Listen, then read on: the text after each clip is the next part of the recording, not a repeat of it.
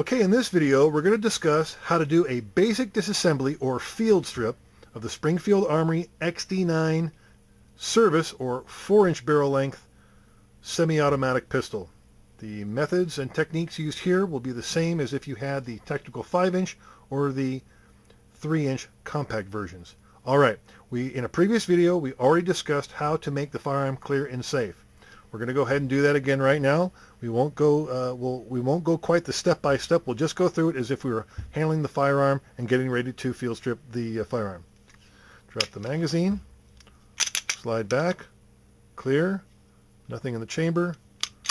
Bring the firearm back into battery. We are not going to replace the magazine this time. Instead, we're going to point the firearm at the floor, squeeze the trigger, we're good to go.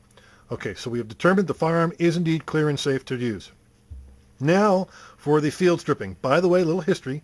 The reason it's referred to as field stripping is in the military, when you're out in the field, I'm using finger quotes you can't see right now on the camera, you may encounter a jam, you could get some dirt, some muck, some kind of mechanical problem with the firearm. And a field strip is a simple, basic disassembly of the firearm that's going to separate the slide, barrel, and guide rod / spring assembly from the frame itself so you can clear out the barrel, maybe lubricate, wipe something down, quickly put back together, and be ready to get back into the fight. That's why it's called a field stripping. It is not a complete disassembly of every pin and spring and screw that may exist within the firearm. So hopefully that makes sense. All right, we've already cleared the weapon. Now we're going to rack the slide into its open position like we had discussed earlier in the clearing and safe drill. Now it's open. Now, this is the slide release lever. It is currently pointed in what they call the 9 o'clock position. We want to turn this to the 12 o'clock position. By doing this, it's going to allow us to remove the slide, which is crucial to field stripping. All right, now then, just as we had discussed before, we're going to go ahead and pull down the slide catch lever and guide the slide into battery, which is that forward position. We're going to pull the trigger and then slide the slide assembly off of the frame. We'll put the frame aside for now. Now we have the slide assembly, which consists of the slide, the recoil spring and guide rod, and this is also considered a captive recoil spring and guide rod because it's all one assembly, and I'll show you that in a moment. And then the barrel, which is just underneath that you can't see right now. First, we want to remove the guide rod and spring assembly. It's pretty easy to do. As you can see, it is under some spring tension. You're going to want to pull it backward and pull out just a little bit. There you go.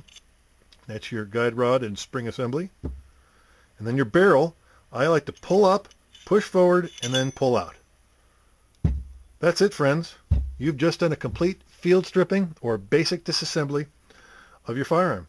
Now, they call it a captive guide rod and recoil spring because you can see it's all within one piece. There are many firearms where the spring itself, now this has 2 springs, many have 1, and the spring itself would come right off the rod inside, and then the rod would be separate. You could clean it differently and do whatever you want with the spring, put it back on, but this is kept in place. Now there is a way to disassemble that. There's a C-clip here. There's things you need to do. We're not going to get into that. That is not part of field stripping, but I just wanted to explain. That's what they call a captive guide rod and recoil spring assembly because it is all one piece. All right, we're now going to reassemble the firearm. We're going to do it in the reverse order that we took it apart. So first, grab your slide, insert the barrel, let it come forward, and then just pull back until it actually drops and clicks into place. You'll hear it. Easy as pie, right? Now we're going to take our captive recoil spring and guide rod. Big spring goes to the front, small spring to the rear. Pretty easy. We're going to insert it to the front. And then I like to use this technique. Use your thumb to press into the spring, provide some tension, press in and press down. Because what you're wanting to do, get my little handy dandy pointer. What you want to do is put this edge into that edge of the barrel. Hopefully you can see that. I'll take the barrel out just so you can see it one more time. This edge here is where this is going to fit into. Making sense? Okay, so insert the barrel, let it come forward, pull back, click into place, big spring forward, small spring back, press with your thumb, forward and down, and there it is, right into position. Now one thing I like to do is once I've done that, I always turn the slide sideways. I want to make sure that the line that's created by this captive recoil spring and guide rod is parallel to the line of the slide itself.